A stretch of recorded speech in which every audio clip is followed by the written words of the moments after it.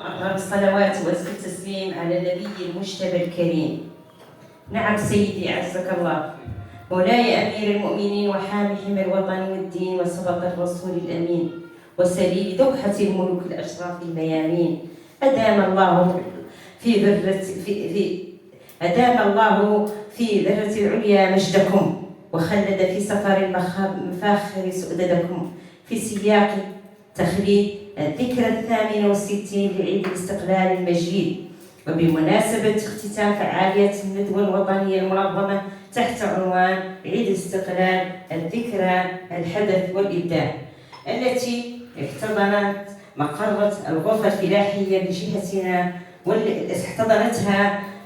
التي احتضنت بمقر الغرفة الفلاحية بجهتنا، والتي شاركت فيها مؤسسات المجلس العلمي المحلي الوالي الذهب، والنيابة الجهوية للمندوبية السامية القدماء المقاومين، وأعضاء الجيش التحرير، والمندوبية الجهوية للصناعة والتجارة بجهة الداخل وادي الذهب. يتشرف خديم أعتابكم الشريفة الحسين سعد، رئيس الفرع الجهوي للمنظمة المغربية للملكيين عبر العالم باسمه الخاص، ونيابة عن كافة المشاركين ونيابة عن كافة المشاركين أن نتقدم للمقام العالي السامي لجلالتهم بأسمى مشاعر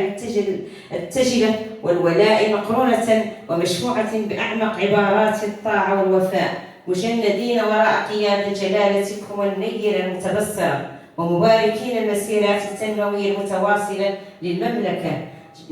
جلالتكم الآمنة المطمئنة، معبرين يا مولاي عن حزمنا الثابت وعزمنا الموصول وتعبئتنا الدائمة للترافع على قضيتنا الوطنية، قضية الوحدة الترابية وتثبيت المكاسب الوطنية، حريصين أن ننقل دروس وقيم هذه الذكرى الوطنية المجيدة الخالدة، التي تعتبر بحق معلمة بارزة في تاريخ المغرب الحافل بالأمجاد والبطولات، لما تجسده من انتصار إرادة القمة والقاعدة، إبان مسلسل الكفاح الوطني من أجل الحرية والانعتاق. إن عظمة هذه الذكرى يا مولاي تستوجب منا دعوة وتحفيز الأجيال الصاعدة الواعدة لتتأمل وتتدبر تاريخ المغرب الغني بالأمجاد والمحطات المشرقة، باعتبارها تشكل في عمقها وجوهرها